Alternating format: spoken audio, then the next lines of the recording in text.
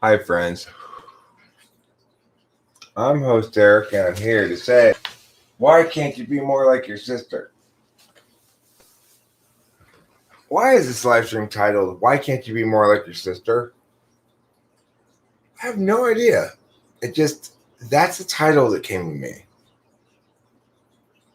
I don't have a sister, of course. I'm an only child. That explains my self-absorption. But for some reason, the impulse came up from my gut unbidden. As I was thinking of titles, the sentence came out, why can't you be more like your sister? If you have a sister, maybe this question resonates with you. I don't have a sister or a brother. I don't even have any blood cousins. I mean, I don't know what you call them. They're the real kids of my aunt and uncle, but they're adopted. And they were adopted when they were babies, you know? So are they really my relatives? I don't know. It's hard to say, I guess. But Delilah's the last Strauss from our family. And I've already discussed with her how when she has a kid, I don't want her to let the kid have the guy's name. I want the kid's last name to be Strauss, not whatever guy she gets pregnant by. So I don't know if she's gonna end up. Probably the guy won't really like that, but you know, what are you gonna do? Why can't you be more like your sister? I'm gonna continue to ask that today until I figure out the answer to it. I think maybe it's because I don't have a sister, but there may be another reason as well. There could be multiple reasons why I can't be more like my sister. I suspect people are subjected to that kind of like fundamental ontological attack way more often than they should be in life. You know, as I've said before in a recent live stream, nobody ever tells you there's nothing wrong with you. They may have lots of affirmation, validation, praise, love, be very loving or whatever, but even the most loving people never seem to tell you there's nothing wrong with you. There's still always something wrong with you. It seems like they're like, okay, well, but you could, I mean, what's wrong with you? Why can't you be, Why can't you be more like your sister? Because I don't have a badge.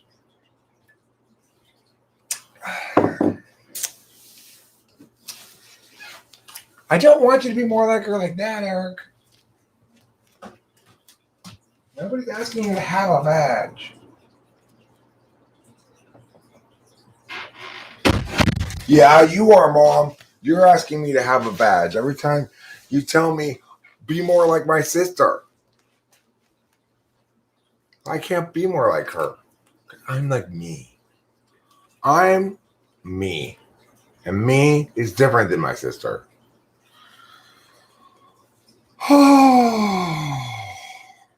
I tell you. Life's a funny thing. Life is a funny thing. You know, Jeff Shaw is going to, if he comes around here again during a live stream, he owes me some time. So I've decided after thinking about it some to settle on a 10 timeout punishment for him. It's only 50 minutes of timeout. And he wasted about 30 of my minutes. So he's getting a great deal because my minutes are way more valuable than his.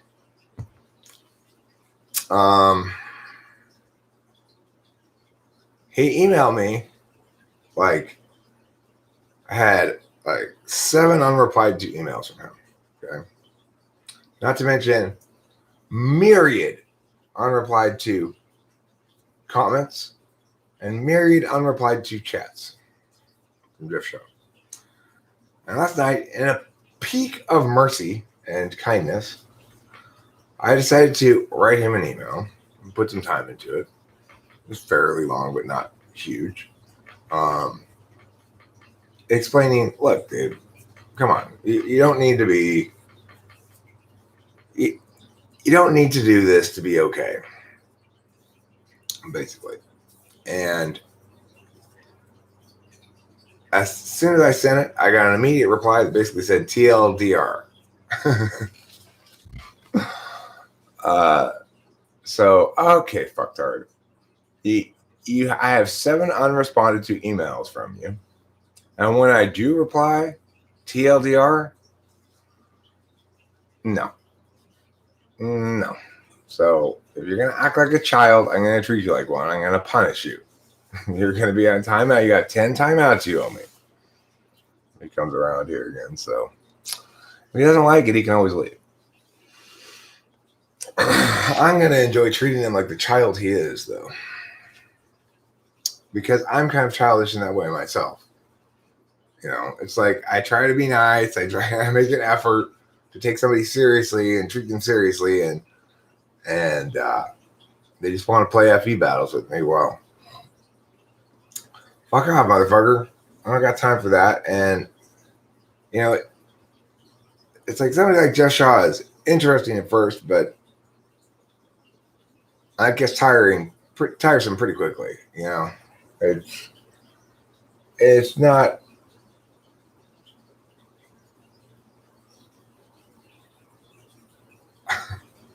Because she can fix stuff and is useful, but otherwise I really can't be any more unlike my sister. And how are you? I was watching Gen Xio play a game, and my phone rang, and here you are. It's funny, I was looking for Gen Xio's channel because he asked me a question, I think, during the live stream, and I wanted to answer it, but I couldn't figure out how to spell Gen Xio, and eventually I gave up.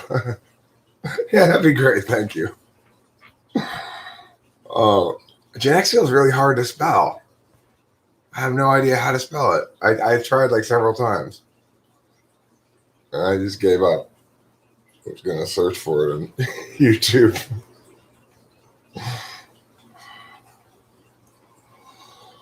He was saying, what questions would I want answered if I, as a beginner at Civilization 6? And the number one question that I would want answered, I thought about it a little bit, is about the great general, great like religious leader, great thing.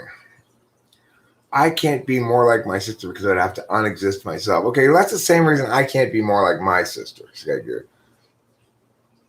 I don't have one. The other reason is because when Mom kept saying to me, why can't you be more like your sister? What she really meant is, why can't you have a badge? And I said to her, Mom, I'm a boy. Deal with it. She said, no, you're not. I didn't want a boy. Your name's Sheila. My name's not Sheila, Mom. It's Eric. God. Well, she wanted me to have a natural one, Skygear. Genexial. Genexinoil. I've been mispronouncing it, huh? It's not genexial, it's genexinial. Genexinial. It's not genexial. I've been mispronouncing it the whole time.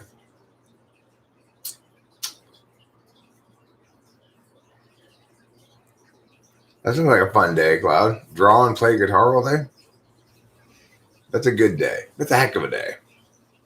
Now, I'm assuming you're not going to just draw the guitar, though, right? Because the way you phrase that sentence, it means you will both draw the guitar and play the guitar. But I think you just mean you're going to draw different things and play the guitar. Although, maybe you want to be singular in your focus and both draw and play the guitar. That would be fine, too.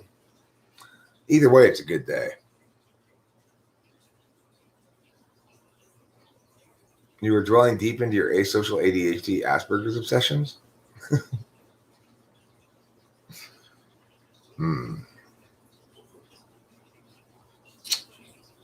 I think you might have Munchausen syndrome, Bob.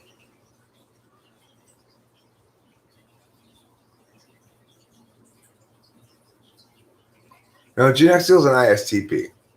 Munchausen syndrome. Look it up. I think you have it. I think you're suffering from Munchausen syndrome.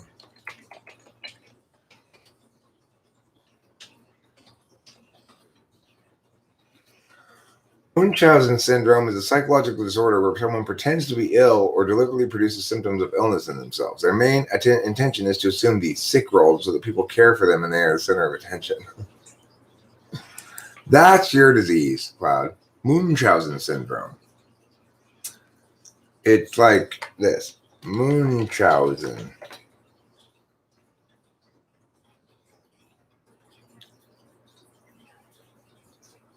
Munchausen syndrome. No. That's not an insult. You're just very, very sickly. You're constantly coming in here and saying, I'm so sick. Somebody get me a cup of hot chocolate. We say, Cloud, shut up. It's just your Munchausen syndrome acting up again. I thought your Munchausen syndrome was in remission. What's going on?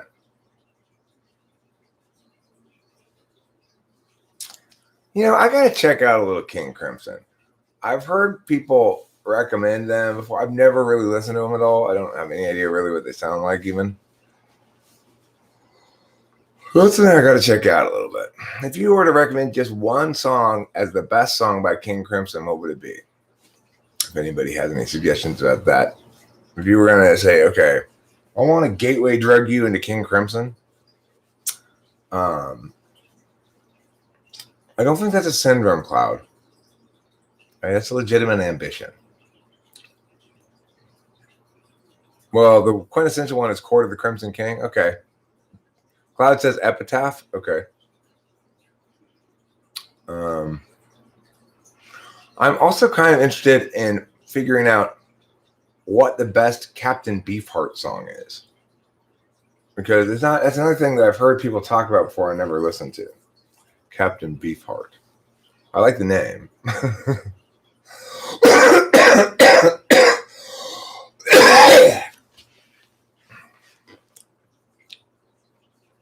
Hey, Genexial. I've been mispronouncing your name. That's why I wasn't able to find your channel yesterday. Because I was trying to type in Genexial into this search.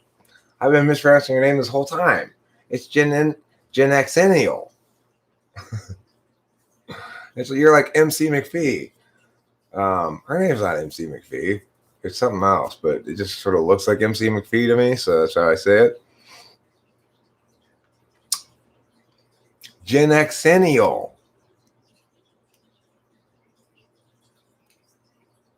Oh. Well, I figured out what question I wanted to ask you about Civilization 6.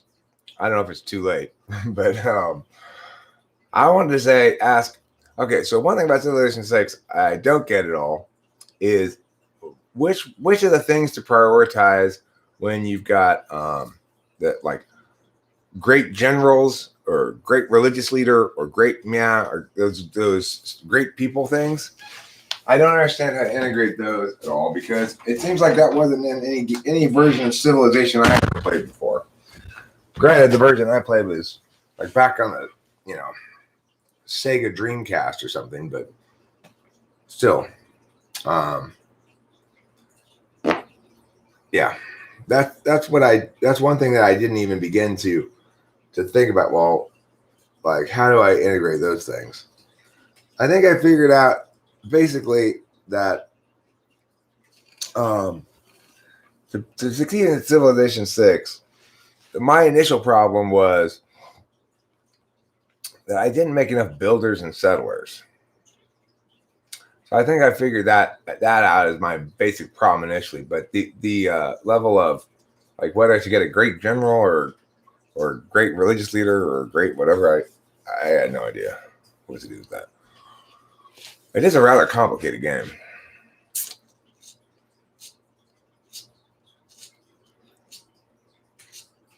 Yeah, Eric Prost's strategy played Gilgamesh and conquer the entire world in ancient era with slave donkey carts. Skagir, I don't believe in slavery even in a video game. Okay, I don't know if you've heard, but slavery is racist. And that's the worst thing something can be. Ooh. Ah. Ooh. You know what that sound means? You know what's coming, don't you? Ooh. Ah. I feel it brewing. What's on its way? What is on its way? That's right, Skygear. I got a big pooper coming. Oh my goodness. Joey, even if you don't have a sister, you need to be a lot more like her, okay? She never complains about my spaghetti.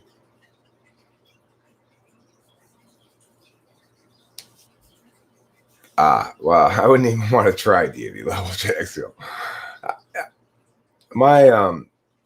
there's a certain psychologists have determined that there's a certain level of challenge that at which it's kind of precisely balanced, where something is people want to keep doing it.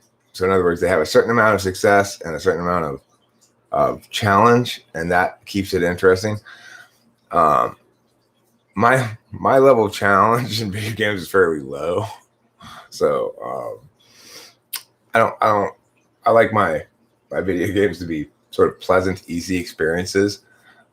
That's kind of why I liked SimCity 2000 a lot, because it's very just peaceful. You just kind of build some things here, and you can turn off the disasters. Just, of course, after you're busy building up this nice little town, you don't want a hurricane to come blow half of it away.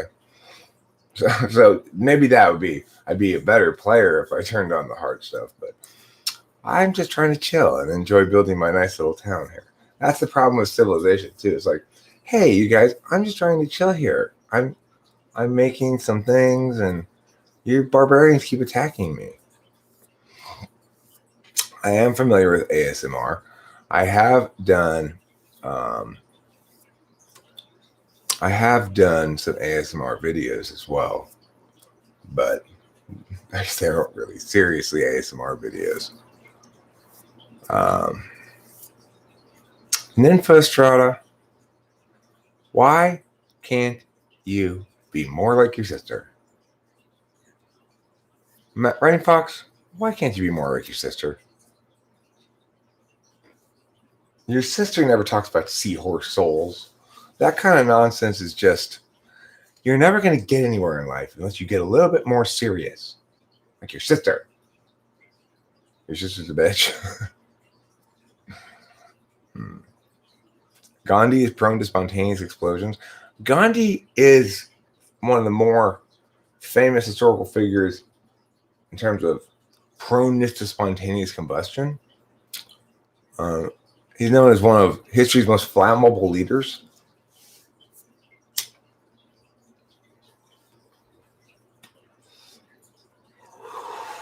Along with Joan of Arc, also very flammable. It's the loincloth, right. A little known fact, Gandhi soaked his loincloth in diesel fuel. People kept asking him why. He said, it's more efficient because it's got a lower combustion temperature. And nobody really understood why that would be relevant, but yes. Gandhi is known as India's Kim Jong-un. True that. Gandhi was bugged in Civilization 1 would nuke everyone under certain conditions. Hilarious. Well, I keep trying to tell my dad, I know you're 80-something, and so is Mom, and she's in the nursing home with dementia, and you've already gotten a vasectomy many, many years ago. But Dad, God damn it, I want a sister. It's not too late for me.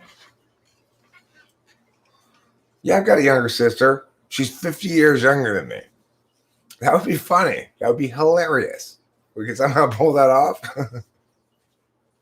Who's ever been able to say, I have a sister who's 50 years younger than me? That'd be quite an accomplishment. Probably though, my mom can't get pregnant anymore.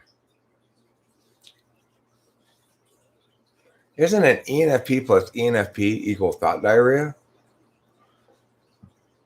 ENFP plus ENFP equals double the wrongness.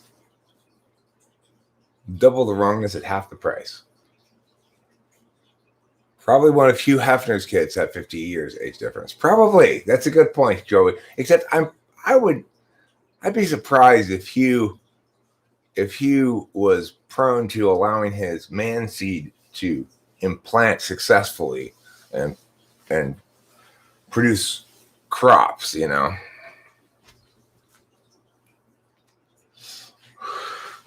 No, it's actually an exponential curve. The more ENFPs you get, the wronger it gets, and the quicker it gets wrong. So it's like one ENFP gets only, 80% wrong, and it takes them this long. Two ENFPs get 100% wrong, and it takes them this long. Three ENFPs get 200% wrong, which is pretty impressive because that's more wrong than there is. It keeps going up like that. Eric, how many opinions of yours are actually made of pure feeling? Opinions? Probably none. Experiences are made of pure feeling sometimes. Yesterday was a very powerful experience watching that movie. Very emotional movie for me. A successful coach who's trying to be an alcoholic at the same time and worried about getting busted by various people all the time. Jesus Christ, that was my life for at least 5 or 6 years. And oh well, ENFPs frustrate me because I like ENFPs just fine. But the thing is, they tend to always have strong political opinions that are totally uninformed. So that annoys me because I'm a patriot and I see their kind of wrongness as both stubborn and dangerous, and I don't see them as nearly as good a listeners as the ENTPs when it comes to politics again. So it's more like my antagonism towards them lies in the areas of life that I think are important and where I think they're doing us all a disservice.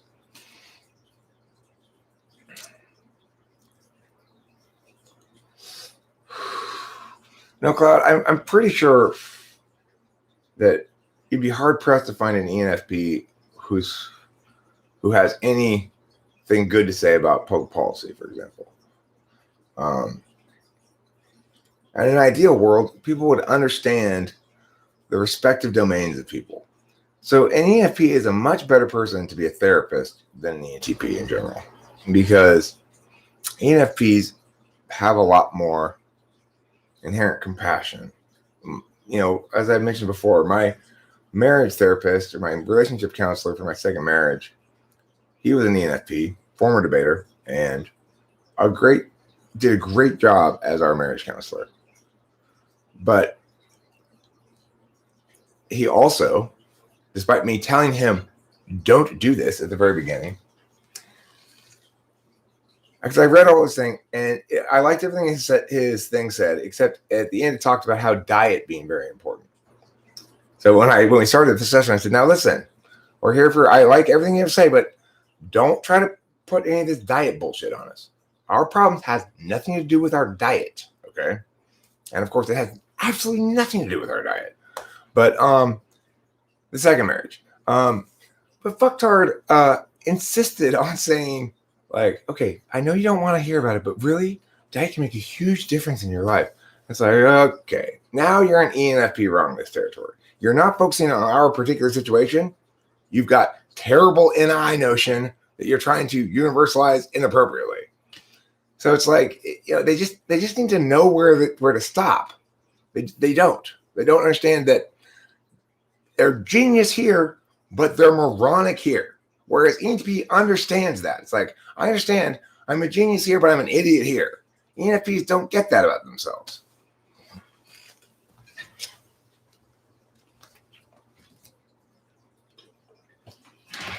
I mean, no, it's not. Judging the whole type is not dumb.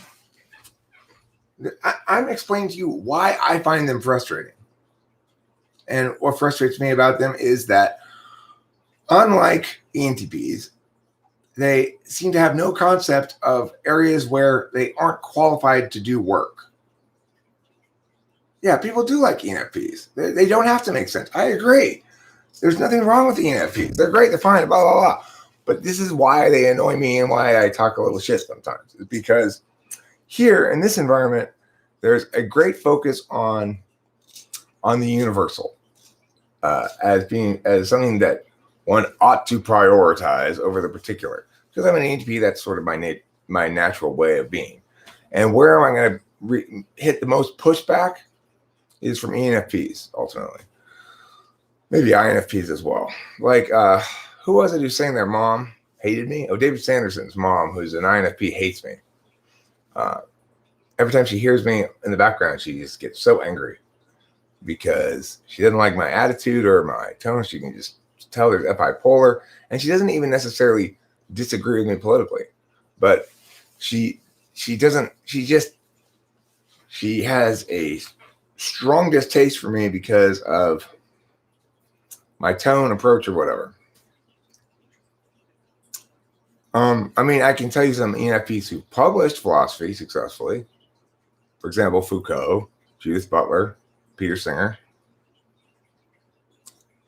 But those are perhaps the most famous ENFP philosophers, and they're all absolutely fucking terrible. They don't make any sense at all. They don't withstand any scrutiny. There's sorts of things like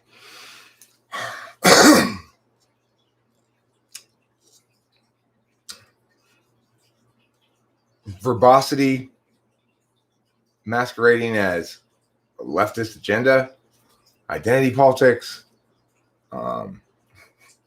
Peter Singer has spent his entire career trying to propose that there is a positive moral obligation. So he says there's a positive moral obligation for everybody to help those who are less fortunate than them. So in other words, everybody has to give until everybody's equally poor, according to Peter Singer. And that's a universal moral obligation. Even though it makes no sense at all. If you were to try to apply it morally, universally, you couldn't even determine whether or not you'd have to be, if you took him literally at his word, then you'd have to find the poorest person in the world, give everything away until you are as poor as the poorest person in the world, and then you'd fulfill your moral duty. Note that Peter Singer himself does nothing of the sort. That's the kind of bullshit that ENFPs allow themselves to say without any sense of cognitive dissonance at all. So that's why they offend me. As a debate coach, I've read enough ENFP philosophers to know that they demean us all with their garbage. And that's true. That's just a simple fact. They demean us all with their garbage. They cause the entirety of the world to be muddied with bullshit justifications for stuff that makes no sense. Look at that. Somebody says here, their ESTJ professor, loves Peter Singer. Okay, so for those of us less well-versed in philosophy talk, what does positive in that context mean and what does negative mean? So, okay, positive moral indications are things you have to do. Moral negative prohibitions are things you can't do. So things that are fully normative have three statuses: morally permissible, morally obligatory, and morally prohibited. That's for behaviors that are any behavior, morally permissible, morally obligatory, or morally prohibited. So the thing is, Peter Singer is trying to argue that if you see a drowning child in a lake, you have an obligation to jump in and save it, even if you're wearing a fancy suit, because that's not a good enough reason not to save that child. Well, I agree with everybody that somebody who's walking by a pond and sees a drowning child and they're walking by in a new suit should jump in the water and save the child. Nobody's disputing that. That's not a universal moral positive indication, because the reason is it presumes too much about your state of being and state of knowledge. So in other words, there's no reason to be sure that I even see the kid drowning. There's no reason to be sure that I don't have a particular reason why I can't go save the kid drowning. For example, I can't swim, right? You have to save the child even if you can't swim. Maybe I shouldn't go try to save the child because it's a really dangerous current out there and it's likely to sweep me away and kill me as well. And so Singer would say, well, in instances where you don't have an unreasonable risk, you have an obligation to do that.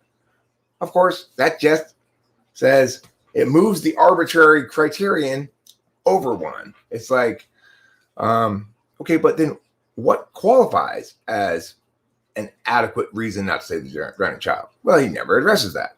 Won't address that, He would say you have a positive moral indication to help those less fortunate, even distant others, even if you have no idea who they are. So, in other words, you have an obligation not to have charity in your own community, but to save starving children in Africa first. In other words, it takes all the autonomy away from the agent to choose how they want to direct their moral attentions. Positive moral attentions, what you should do, I should give charity to this or that or whatever, there's a infinite number of possible good deeds you could do and a limited number you will do. So the point of that is you can't have a universal moral obligation on what you should do, because that removes from each agent a choice of where to direct their attention. So it's not wrong of me to care a lot about the humane society, even though people's suffering should be more important, right? But according to Peter Singer, if I spend my time and attention working at the Humane Society and caring about lost animals, I'm a wicked person because I didn't universalize his moral obligation. It's not an obligation, right? It's what he thinks is most important. And he tries to universalize it without any justification at all.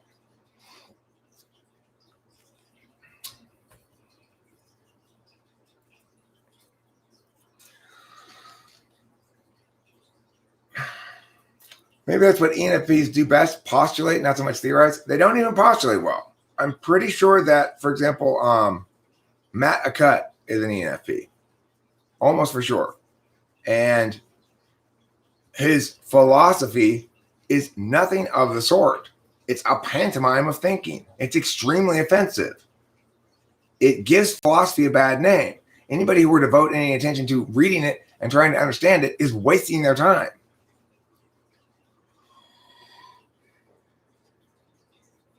Moral duty of care, where you call for help being the minimum to avoid negligent manslaughter. I'm not sure exactly what the criterion is for that or not. Negligent manslaughter would seem to suggest that you had a role in causing the dire situation and then didn't resolve it, and then didn't take any measures to resolve it. I'm pretty sure that there are no legal obligations to be a good Samaritan. And in fact, I do think Zizek is an ENTP because Zizek knows what he's doing. He's just an amoral, fucked up ENTP who's a coke addict who's just milking the idiots. It's giving nonsense, indecipherable speeches on communism at symposiums where he's charging stupid feelers $50 a pop to go listen to his bullshit. In other words, he's being a capitalist. He's exploiting the morons for capitalist gain by spewing a bunch of pseudo-communist bullshit at them. That's what Zizek's doing. He's as amoral a person as I think you could ever encounter. I have no respect for the guy, frankly. He's somewhat popular to use in debate, though. There's a lot of people who run Zizek stuff. Because why? It's not because they're good arguments. It's not even though he's an ENTP, but it's because unlike ENFP bad arguments, ENTP Zizek is hard to unravel to explain why it's so bullshit. ENFPs, it's very easy to unravel and explain why it's so bullshit. It makes no sense. It doesn't withstand any scrutiny. The only people who like it are those who think, okay, well, this guy's in favor of my agenda, so I agree with him, regardless of whether he makes any sense. I don't know about INFP. Look, I assume INFPs, if they do, I don't think INFPs are very interested in philosophy. INFPs are extremely particularist types. They've got their absolute values of FI and SI. Their NE and NI are instrumental only. So I really don't think an INFP is going to be likely to think philosophy is very important. It's going to be missing the point. For the same reason they're a supervisor of me, they're going to think philosophy is people directing their attention poorly onto abstractions that ultimately are insignificant given the massive seas of hugely important emotions all around everybody. Kierkegaard's great. Kierkegaard's my favorite. Kierkegaard's my hero. But, one of the great things he did is he gave up on philosophy. That's what I love about him. Is Kierkegaard INFP? I don't know. I have no idea. I don't think he's an ENTP. He might be an INFJ. But he basically said, you guys aren't getting what words are. I'm just going to write poetry. Fuck off. Which is sometimes what I feel like too. You guys aren't getting what words are. God. I'm just going to write poetry. Fuck off.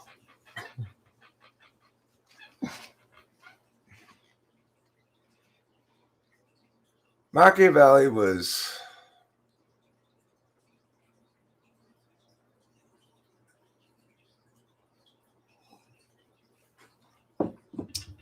that's not what Kierkegaard said though. Kierkegaard said, okay, I'm tired of people like Cloud who don't understand what words are. I'm going to just write poetry, so fuck off. ENTP jumped to my mind too, Swift Eagle, about Machiavelli. Even though Machiavelli is not pitched in a particularly ENTP style set of notions. It seems very utilitarian and self-serving, but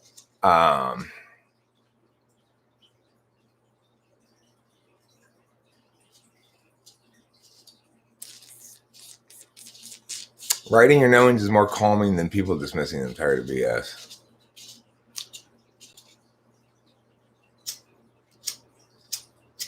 Yeah. Yeah, Cloud might be right. See, that's the only reason I think maybe Machiavelli could have been an ENTP. ENTPs, just like Zizek, can attach themselves to this given chord. It's like whatever their experience is. We're SI-driven people, really. Why am I always talking about things I'm always talking about? Because that's what I've been talking about for decades. But I'm talking about since I was in high school. When I went to that video meeting 17 years old, what did I say in the video? I'm asked about a new law in Arcadia, and I say, well, I think it's unconstitutional because it's a law that requires students to report that they're having parties before the party starts to the cops, and that violates our freedom of assembly unless there's non-peaceful activity going on. And normally parties aren't non-peaceful, so the law is unconstitutional and be stricken. That's the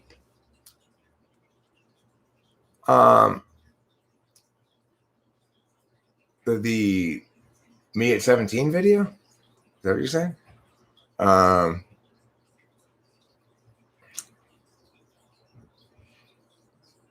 Sure.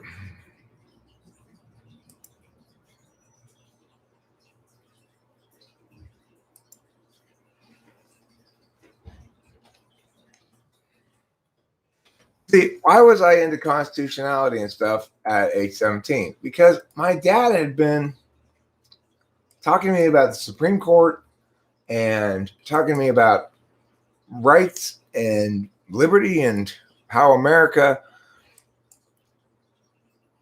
represented the greatest relationship between citizens and their government in the world. You know, it always makes me emotional. So why do I talk about the shit I talk about? Why do I insist that policy is important? Because I've been told that since I was a little kid.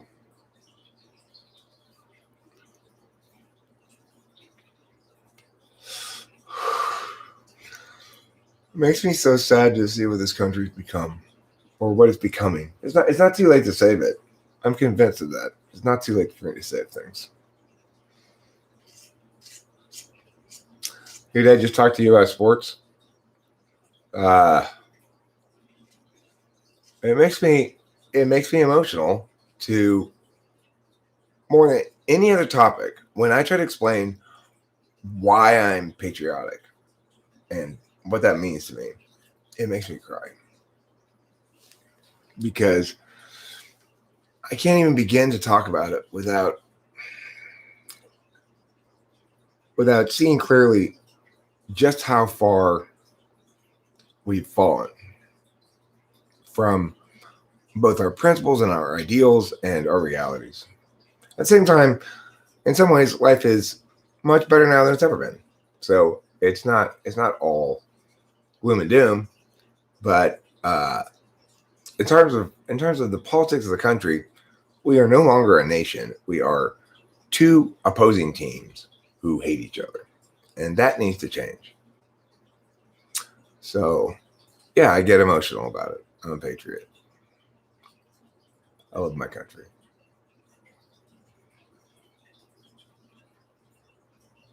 Yes, sports, religion, and politics. The only times you can sing the praises of another grown man and not be seen as homosexual.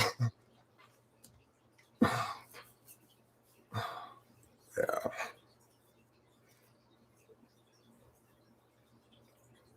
Or philosophy, you know. I was able to sing the praises of Kierkegaard, I think, in a successfully no homo way. I remember I read this article or something about these two guys who got into an argument over Kantianism versus utilitarianism, and the Kantian ended up, it was like in a bar or something, the Kantian ended up shooting the utilitarian.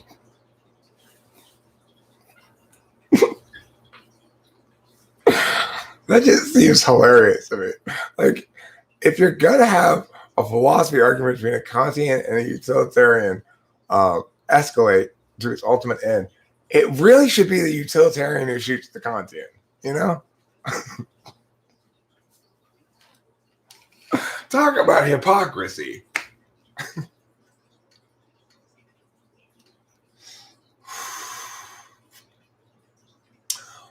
Your mom's Germerman? Is her name Ethel Merman? How can there be any logical materialists? I don't know what a logical materialist is. What does that mean? What do you think materialism means? What kind of arguments do materialists make? Yeah, you know, ENFPs are not morally consistent. That's true. So all you got to do is look at Peter Singer, who doesn't even follow his own moral prescription.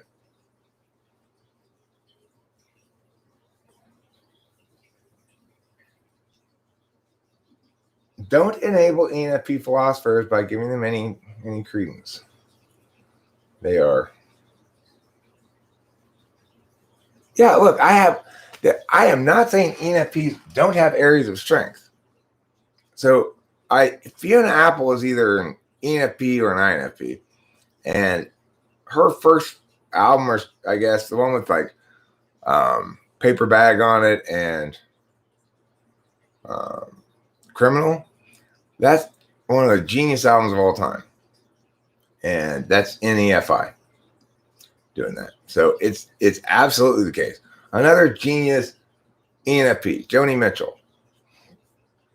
Blue is one of the greatest albums of all time.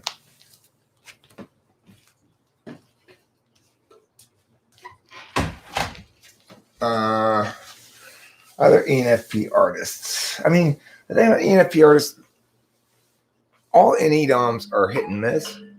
ENFPs are even more hit and miss than ENTPs because they're less able to objectively self-criticize. That's why Fiona Apple's most recent album is garbage. So, is Fiona Apple a genius? Fiona Apple has the capacity to be a genius, but lacks the capacity to be objectively self-critical. So, you never know.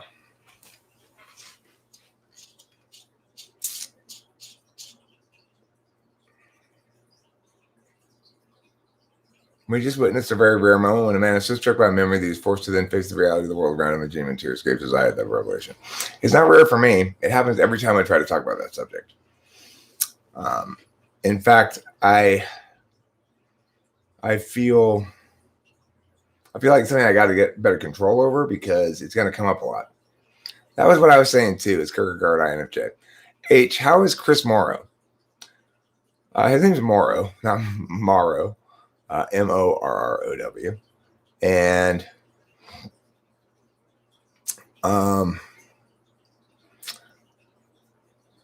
as far as I know, he's fine. You know, he works at a company called Biogen or something like that. He basically does like, I guess, making drugs or something, making new drugs. I'm not really sure. Some sort of biogenetics kind of thing. And it's in Northern California. He's been working there. It's like the job he got after college, and he's been working there ever since. I'm pretty sure he's an ISFP. I talked to him about 3 or 4 years ago on the phone. He was my best friend from first grade through the end of high school and even a little bit into college. But, you know, we just went our separate ways. We live far apart, and you know, ISFPs countervalue SI. It's easy enough for them to put things behind them. For people,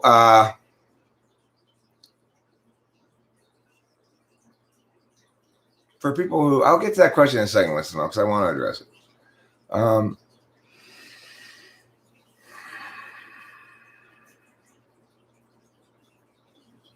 NFPs don't get so much hate. I talk some shit about them because I don't like their wantonness. You know, they're careless with their extrovert intuition, means they generate a lot of words, but they don't take them nearly as seriously as I do.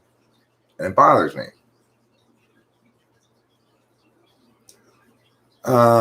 Louis 17 says, Fiona Apple was another rich kid with a chip on her shoulder that wasn't that deep because she lost whatever teenage angst she had that worked so well on that debut album. All right, well, I don't know what happened to her either, but I agree that she wasn't able to find the magic again.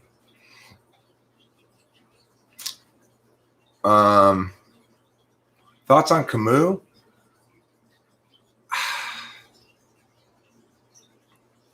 Feels like another INFJ, but I don't like him nearly as much as Kierkegaard. I don't know if she went through a traumatic experience or not. You know, I've always wondered about the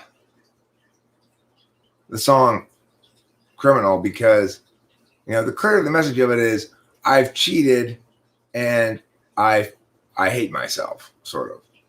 I wonder if that was drawn from her own life as an actual thing or whatever.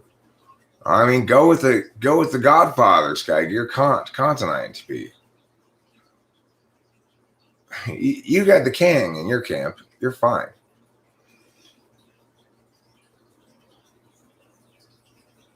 He's not my favorite though, because why? Too GI heavy. GI is instrumental for me. Too much work to get through it all, like to really understand everything that he's saying. I've cut cards from him plenty of times, but like for example, if you really understand Kant, then you got to understand things like, yeah, I know about that. Stop reminding me. God. You know about Kant, then what's the one, like, here's a good Kant test question. If you want to see if somebody really understands Kant, what is the circumstance in which Kant allows that you can have a positive moral indication, a positive moral obligation?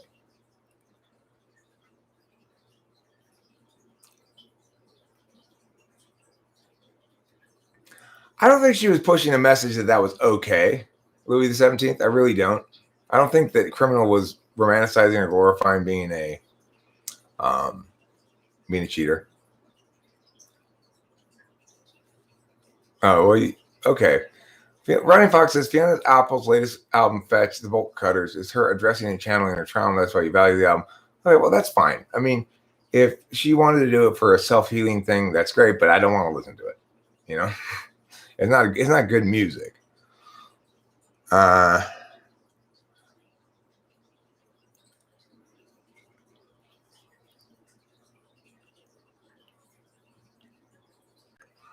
Nicola Christoph says I'm ISFJ, and to say that all TI DOMs can't fix things is reductionist.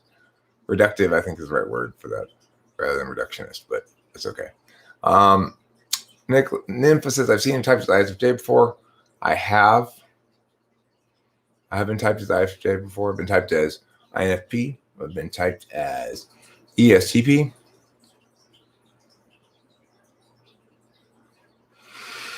Winston's mom's question about ESTJs.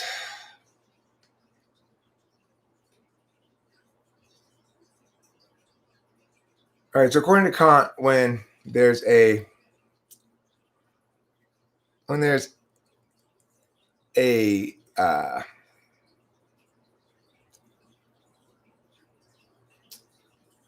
so let's say the government requires everybody to participate in jury duty, which it does. According to Kant, if you don't do your part, since it's required of everybody, then it's equivalent to stealing somehow from others, and comprises. So in those instances, you have a moral obligation to do your part because the activity is required of everybody. So since nobody can choose not to participate, you have to, you have a moral obligation to a positive moral obligation.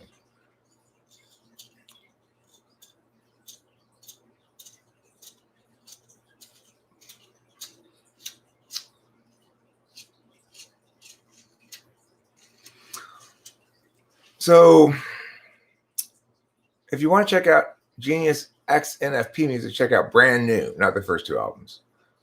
There used to be a band called Brand New Heavies. Makes me think you were going to put Brand New Heavies, but obviously it must be a band called Brand New.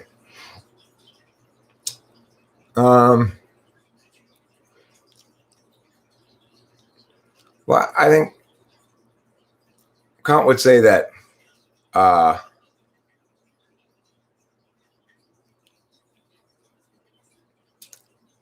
that regardless of the moral statuses incurred by those who compel everyone to participate in jury duty, which presumably is kind of a collective action problem, but regardless of their moral status, those who are thus forced are morally responsible to each other.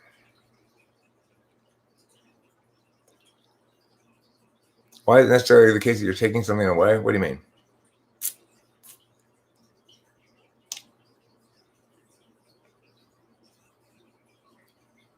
I don't say it was necessarily the case you're taking something away. I'm not sure what you mean by that. I'd like you to explain, though, because I find this conversation interesting.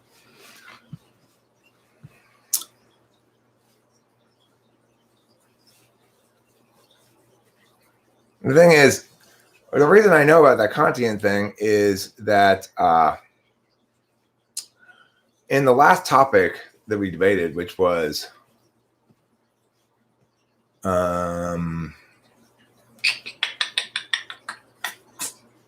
what was it? What was the first debate topic this year? God, my essays can be really terrible sometimes.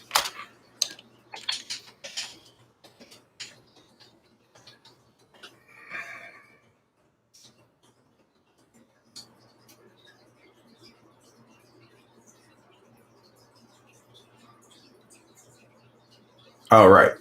And in democracy, voting ought to be compulsory. So the reason I found out about this Kantian stuff is somebody ran in around the argument that voting ought to be compulsory because it was a Kantian obligation. So in other words, they try to turn principalism completely on the question and say that not only was compulsory voting not a rights violation, but it was in fact a rights violation not to have compulsory voting because of this particular Kantian idea, right? Of course, Kant would point out that it would only be your moral duty if it were already your legal duty, and they're advocating to make it their legal duty. Right. Exactly. It would be a Kantian obligation that's defined of only if it was compulsory in the first place. Correct. Right. And generally compulsive. She has been around since then, but I haven't talked to her in 4 or 5 days, probably. I could text her, sure. Do you guys know that Anderson Cooper inherited the entire Vanderbilt fortune? I had no idea. No, didn't know that.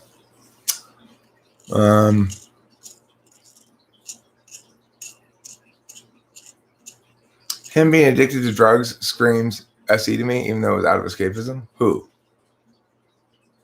got addicted to drugs? Do you think that the MBTI could be genetic? I've heard someone state TE and SE individuals have higher testosterone. Well, I would argue that it can't be genetic because identical twins have different personalities, usually. So that would eliminate the pure genetic explanation. But I've also heard it hypothesized that it has something to do with hormones in the womb, but it was seemed to me that would also mean that identical twins would have the same personality type. So twins cause us to run into some problems here when it comes to explaining why personality types are what they are and not what they're not, you know?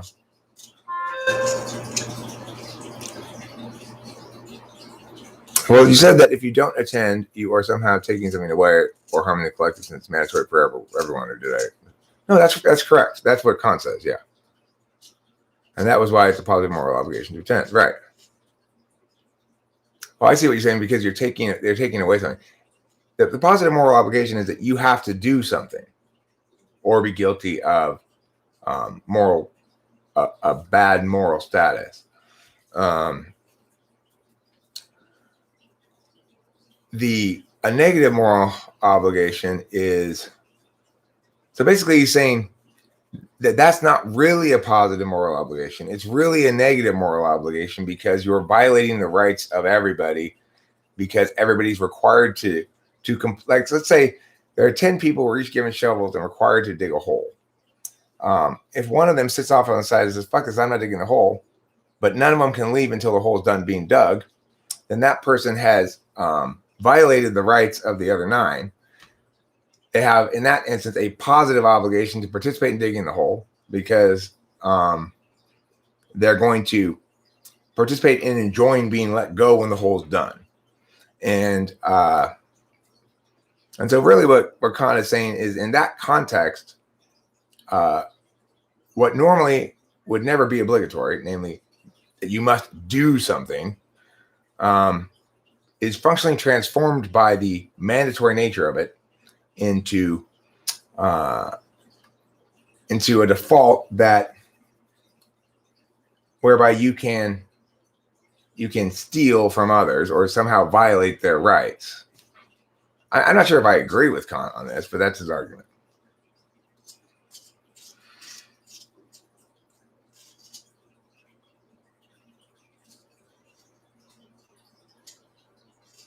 Well, I mean, it can only be done this in much the same way without me, because someone else is covering for me.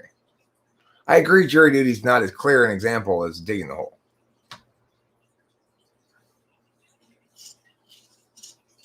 Because, like, if everybody, I happen to agree that Dario Nardi is onto something with which parts of the brain light up. The problem I have is he's an ENFP, probably, or an INFP or something. So he's ignored the fact that he needs to type people independently of the brain scans. So he shouldn't be doing both the typing and the brain scanning. That makes it impossible to know anything. He needs to find a reliable typer. He's giving typing tests that are going to mistype people all the time, and he's going to have a hell of a time figuring out which thing correlates with which, because the data is going to be all over the place. So it's like, that's the kind of shit that I hate. It's like TE without TI, you know? You need to include the TI part too, or else it's going to be just worthless. It's going to be like Big Five.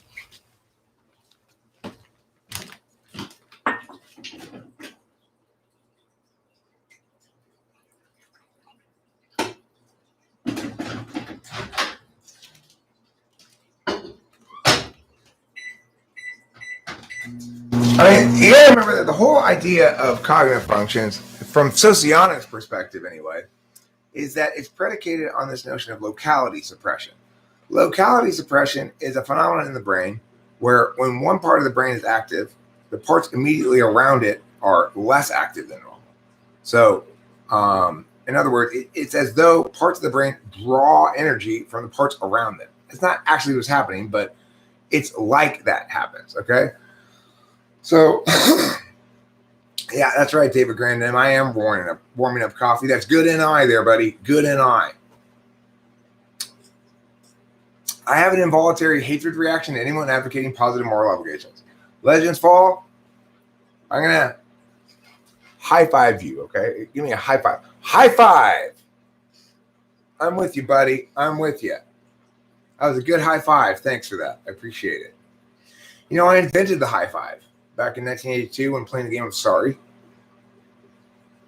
It's true. If you don't believe me, just look at my life events on Facebook. Justin Chuang. Hey, must be a former student. They're the only ones who call me Strauss. Most of my former students probably call me Strauss. That's the most common name. No, Mr. I tried. It's like I wasn't cool with them calling me Eric because of FE reasons. Oh, you're that Justin. Yes. Okay. Speak of the devil. I have mentioned on a couple of occasions in the past that I've had two former coaches who were ENFPs in debate. This is one of them. Justin Chuang was a debater that I started working with in, I think, 5th or 6th grade. And he worked with other people too. And then, he ended up, when he was a high school student doing LD, coaching for me. And you went to Utah with me? Did you go? No. You went someplace where we went on the plane, I think. Where did we go on the plane? Oh, was it Utah? Okay, then we didn't go on the plane then. My bad. I didn't remember a picture of you like sitting in like a airport or something. It must be a different picture. Oh, that was from when we went. That was a different time. Never mind. That was when you were in middle school, I think. Yeah. So just, it's funny, Justin. I tell the story about Utah, and I say, and I had all these people with me. I had Delilah, I had Felix, I had Abe, I had Kunkel, I had Zach. I totally forget about you. I had Justin too. I had a lot of people with me that time. Huh? So when everybody's out there going like, Eric, why do you always hate on ENFPs? Trust me, I get the fact you can have some very smart ENFPs. Well, let me tell you what Justin Chuang did when he was like a senior in high school. So he worked hard in conjunction with some other people, like a little bit mean. I don't know. Maybe it was. You remember when I was rolling a blunt when driving? That's the kind of guy I am. All right. I can roll joints while driving the car by steering with my knees. I do it all the time. It's not a problem. You might think it sounds dangerous. I don't think it sounds dangerous. I think it sounds fun. I haven't even pulled a single bong rip this morning. Oh my God, Eric, what is wrong with you? It is 8:20 in the morning. You haven't pulled your first bong rip yet. Goodness gracious. So anyway, Justin, he had this critique that was basically a critique of switch side debate. So he's saying like, this is textbook ENFP move. Switch side debate is terrible, what with its winning and losing and stuff. So you need to vote for me. This was his K. But because it's ENFP, possibly, he was very hesitant he wouldn't share it with me. He kept it very secret. And then he didn't want to debate it ever. He didn't want to go take it into a debate tournament. He just wanted to like cherish it to his heart or something. Like, I've got this beautiful AFK, and I don't want it to get sullied by other people defeating it. Well, yes, that's why you didn't want to share it with me, because it was a bad argument. I mean, look, Felix and I talked to you about it a lot. You could have made it work. It wasn't necessarily a bad argument. It was immediately turnable because if switch sides debate is so bad, then why should you get the ballot? You're opposed to the whole notion of winning and losing, then why should you get the ballot? But I mean, I think Felix and I both worked to zizek it up a bit and make it less unravelable nonsense instead of more unravelable nonsense. And Freeman was an ENFP. Freeman was a nightmare as an employee, let me just tell you. Oh, talk about chaotic.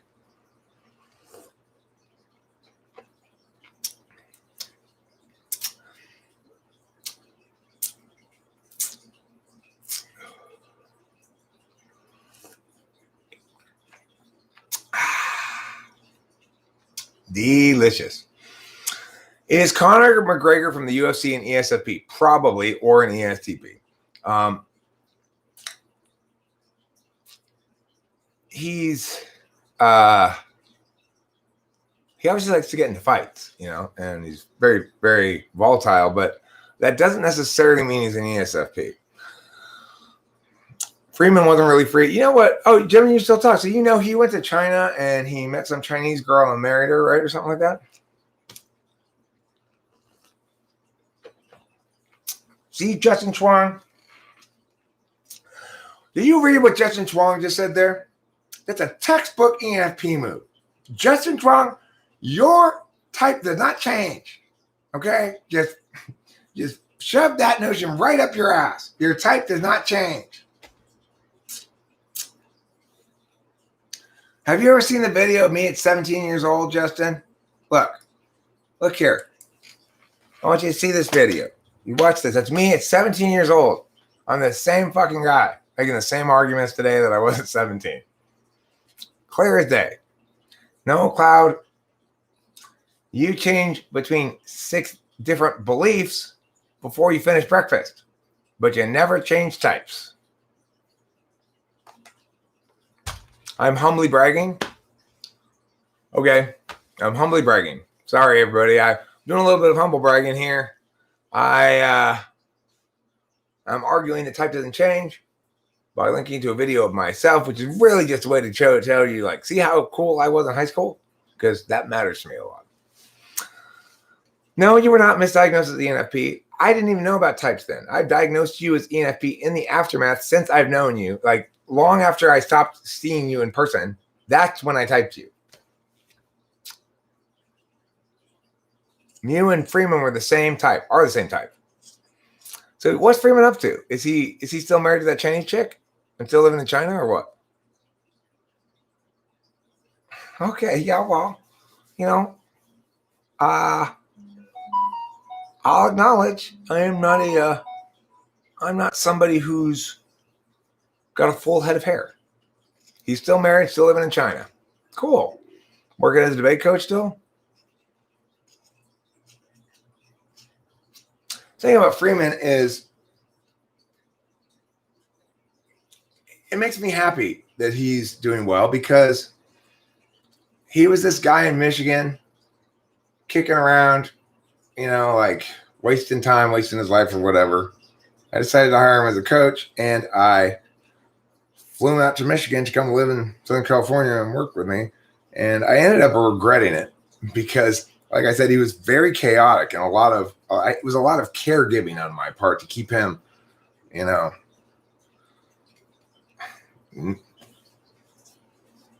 on top of shit or whatever. Like, I'm kind of messy, but he was really messy. Why do you look 27 and 17? Do I? Is anybody there? Anybody else think I look 27 in that video? If I do, that's news. That was news to teenage me, because I was never able to buy alcohol before I was 21, despite my many attempts at going into the liquor store and say, "Hey there, let me just have some of this alcoholic beverage. No problem. I'm plenty old, and you'll see it's no problem there. I said, you ready? Oh, I left it in the car. You don't need it."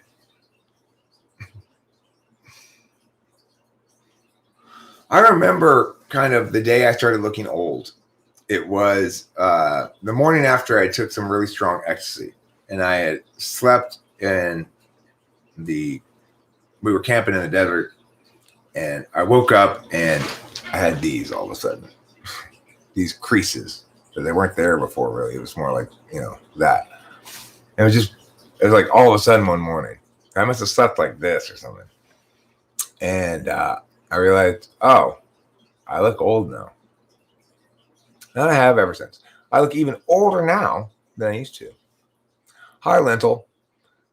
You're that thing people make soup out of. The painful moment in your life when random kids start calling you sir. I don't remember when that occurred, but I will say that I really like being older more than I like being younger. So being a younger ENTP is a challenge, because ENTPs really want to be the expert who can. All right, see you, Justin. Thanks for stopping by. I'm really glad to hear from you. I hope you're doing well too. I didn't ask you what you were doing at all. I just asked you about Freeman, but I hope you're doing great, and I'd love to hear more about what's going on with you. If you want to return here sometime, I would love to talk to you. Also, we could chat in the autonomy room, and you can help your voice in the live stream as well if you want, or even your face if you want. So, yeah, I don't have any way of contacting you or anything. So just if you feel like making a video sometime, let me know, and you and I'll make a video together. It'd be great. I'd love to interview you, type you, or whatever. Okay. I value my SI history. People from my past, like you, and who were important in parts of my life, they remain important. That's what it means to be an SI type. All right, peace out. So that was Justin. He's cool. I got a picture of him somewhere, I'm sure. I know that there's one video that I have where the initial picture, how like I start a video and then I'll put a still photo and go, talking. Well, one of the still photos on at least one of the videos is a picture of him and Delilah. You were ghosted by an ENTP friend? Really? That's not really very ENTP-like. Are you sure he's just not busy? It might seem like he's ghosted. He may just be ignoring you right now because he's tweaking out or something. Well, if you're SI Dom or second, that's true. But even SI fourth, if you could stick around here long enough, you will hear my same stories multiple times. For sure. Yeah, they're not ghosting you. They're probably feeling really guilty because they're ignoring all of your shit. And they're like, God, I got to respond to Mia. I got to respond to Joey. Fuck. But they're not. They're freaking out on something right now. So.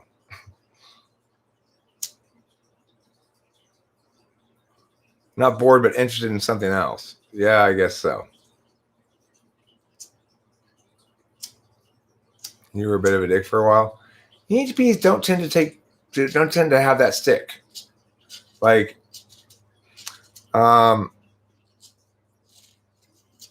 people are dicks to me all the time, and I always forget about it. However, if you successfully get me, like Jeff Shaw did, then I'm gonna make sure I extract justice. So Jeff Shaw successfully got me yesterday because he sent 7 emails to me. And after the 7th one, I had, 7 unreplied to emails, plus shit tons of unreplied to comments, and plenty of, I'm sure, unreplied to chats as well. I decided to respond to the guy, and I wrote a fairly long email, not enormous or anything, but took me about 30 minutes of crafting it to try to say, okay, let me try to deal with you as a real human being. And as soon as I sent it, like a second later, I got a reply. I just said TLDR, basically. And it didn't just say that. It said, you got to learn how to be concise, like this, something like that. It was pretty snappy. I was just like, oh, fuck you. You spent all of this time trying to communicate to me and communicate with me and get me to pay attention to you. And when I spend the time to write you a serious email, I spent half an hour on it. You take advantage of the opportunity to FE burn me successfully. Fuck off. You are getting punished, Jeff Shaw. And the way he's getting punished is I am charging him 10 timeouts. So next time we see Jeff Shaw, if he comes around here again, just as soon as he says something, just time him out. And I'm going to say, you got 9 more timeouts. And that's a good deal for him because he wasted 30 minutes of my time with this bullshit. And, or I chose to waste 30 minutes of my own time trying to talk to him honestly.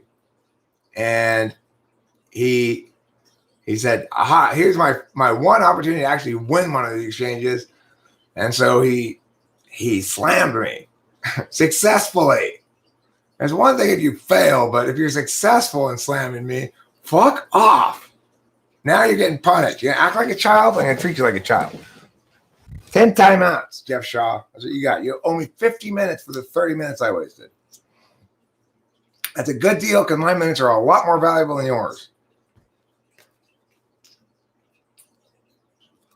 No, I mean, what I mean by a legit slam is the way he responded to my fairly extensive and carefully considered email was, you got to learn to be concise like this. It was just like snappy, like, oh, fuck. You just fucking burned me. I just got schooled by this fucker. Oh my God. How the hell did that happen? Well, it's what I get for carrying it a little bit, right? It's like,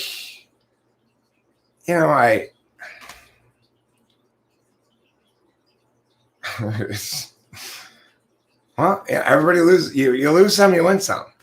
I lost that exchange. I got schooled, and that's okay. That happens sometimes. However,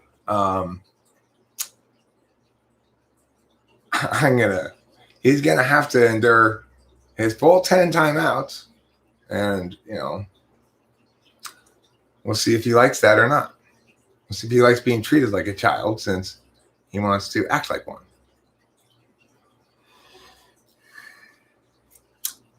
Okay, I got a split because I got an 8:45 and I like to have about 10 minutes to reset,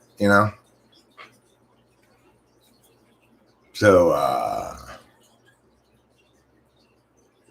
don't dislike Kyra. Kyra's cool. Found Vector. Sorry, you got here too late.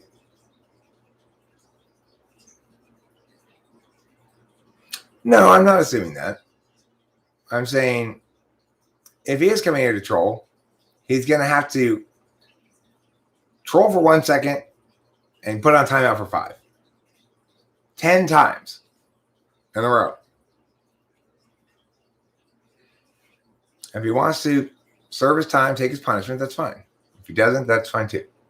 I'm not interested in having him around here, but I'm also not interested in banning him. So he can either endure the public punishment shaming, or you can leave.